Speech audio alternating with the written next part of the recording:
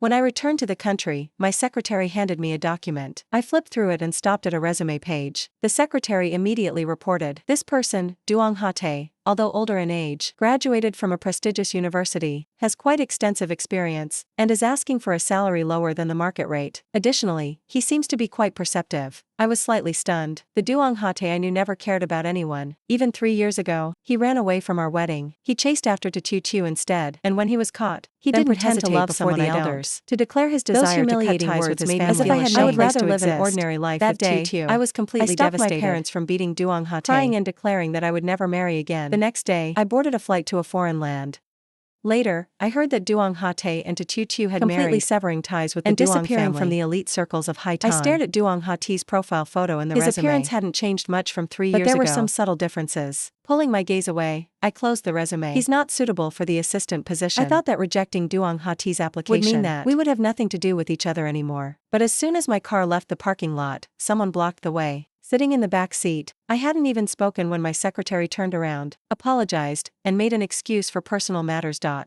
Then hurriedly got out of the car and pulled the person aside. I recognized them. It was Duong Ha-tae and Chu Chu, so different from 3 years ago. Once full of confidence, Duong Ha-tae now wore an ill-fitting, cheap suit. From time to time, he tugged at his collar, looking uneasy. Meanwhile, Chu Chu was arguing with my secretary. "You said you would help my husband get into the company, but in the end, you took our tea and gave him no job. Isn't this just taking advantage of us?" Chu Chu complained loudly, pulling Duong Ha-tae closer. She glared at my secretary, her words becoming more aggressive. "We may be poor, but that doesn't mean we'll be bullied. If there's no job, then return the tea." My secretary looked flustered and tried to speak calmly. "Because of my ties with her family, I agreed to put in a good word for your husband. As for the tea you gave me, I wouldn't dare say it out loud. But who knows how long it's been expired. And your husband? Over the years, I've helped him find countless jobs. Yet he always complains. Too hard, too tiring. Does he still think he's some wealthy young master? Too high he can't reach, too low he won't accept. He just lives off women all day long." Duong Ha-tae's face turned red, wanting to leave. But Chu Chu pulled him back. She pointed at my secretary and angrily retorted, "I don't care.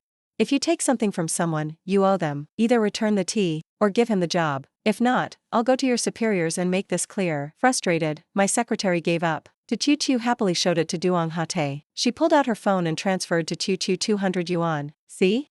That's how these rich people are. The richer they are, the stingier they get. 200 yuan.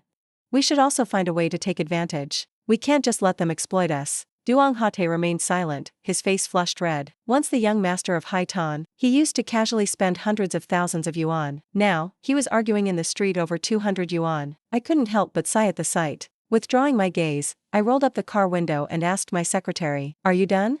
Can we leave now?" At that moment, both Duong Ha-tae and Chu Chu turned to look at me. Duong Ha-tae and I were childhood sweethearts. Both of our families were prominent in Haitan. Our businesses were closely tied, and our relationship naturally deepened. When we were 15, our parents arranged our engagement. We were to marry after graduation. Duong Ha-tae had accepted this and was always gentle with me. As we grew older, we naturally acknowledged our romantic relationship. We held hands, went on dates, and kissed. During our most passionate moments, he would hold my hand, our fingers intertwined as he whispered to me, "I wish I could marry you tomorrow." But when we turned 20, he had an accident in the mountains and was saved by Chu Chu. But as soon as the car started, he saw her as bright, strong, and free. He fell hopelessly in love with her. Again and again, he abandoned me to be with her. In the end, he even ran away with her. Right on the day of our wedding, he turned me into a joke in front of everyone. Clearing my mind, I met Duong Ha-tae's gaze head-on. It's been a while. Time had passed, and I had long let go of my resentment. Duong Ha-tae did not respond.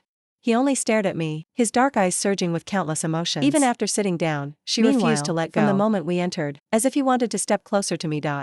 But just as he took a step forward, Chu Chu held him back. Chu Chu looked at me with open hostility, her wariness evident. I frowned, unwilling to get involved, and signaled the driver to leave. Chu Chu rushed forward, spreading her arms to block the vehicle. The car came to an abrupt stop, throwing me forward. Before I could react, her voice rang out in accusation. "Miss Zhang, are you still holding on to the past? Did you purposely reject my AT's interview application?" Under the gaze of the bystanders, I found it utterly absurd. I brought Duong Ha-tae and Chu Chu back to my office. Taking my seat at my desk, Duong Ha-tae and Chu Chu sat opposite me. Throughout the entire journey, Chu Chu clung tightly to Duong Ha-tae's hand. When his gaze finally settled on me, He smiled faintly. 3 years have passed, yet your tastes remain unchanged. You still love British-style interiors. I frowned. His tone carried a peculiar familiarity, one hard to describe. It was warm and intimate, as if we had never broken up, as if he had never abandoned me at the altar, never uttered those cruel words that shattered me. I didn't respond to him. Instead, I turned to Tu, half-jokingly explaining, the position I was hiring for was my personal assistant. Someone who needs to be available 24/7. Your husband is a married man, he wouldn't be suitable. Is that it? I deliberately emphasized that Duong Hate was married. Sure enough, Tu's face turned pale, her grip on Duong Hate's hand tightened, her eyes flickering with hesitation. But I'm suitable.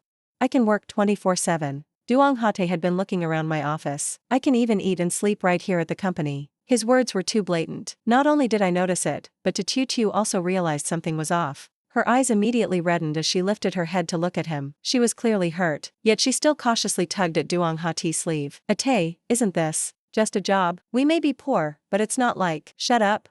Haven't you embarrassed me enough already? If it weren't for you, I would have come back long ago. Why would I stay here and suffer with you? Struggling just for a job? Duong Hate shoved her hand away, his voice tinged with frustration. Stop being jealous over nothing. What are you even worried about? Yen Nin and I, was it ever your place to interfere? Her face flushed red as she stood before me. Tu turned deathly pale. It was as if something had just dawned on her. Her face twisted in discomfort. I was stunned too. In my memory, Duong Hate had never been cold to Tu. On the contrary, he had always been gentle with her. No matter the situation, he always spoke softly, indulging her whims. I recalled how he had once brought Tu to a prestigious elder's birthday banquet. She had been so nervous that she lost her balance, falling straight into a 3-tiered cake, ruining the entire event. Yet, Duong Hate hadn't scolded her in the slightest. Instead, he gently pulled her into his arms, tenderly wiping the cream from her face. He doted on her so much that he didn't mind humiliating me in the process. At first, I never took their relationship seriously. Between Tu and Duong Hate, in our world, arranged marriages were the ultimate fate of every woman. Born into a noble family, we carried the burdens of our lineage on our shoulders. Only saw Tu as a mere plaything, someone for Duong Hate to bring along to trivial events. Because of that, I never really harbored any ill will toward her. But one day, she actively sought me out at a banquet. At the time, I was conversing with a few acquaintances in our circle. She suddenly approached with a glass of wine in hand. Miss Zhang, could you give your blessing to Ate and me? She spoke with heartfelt sincerity.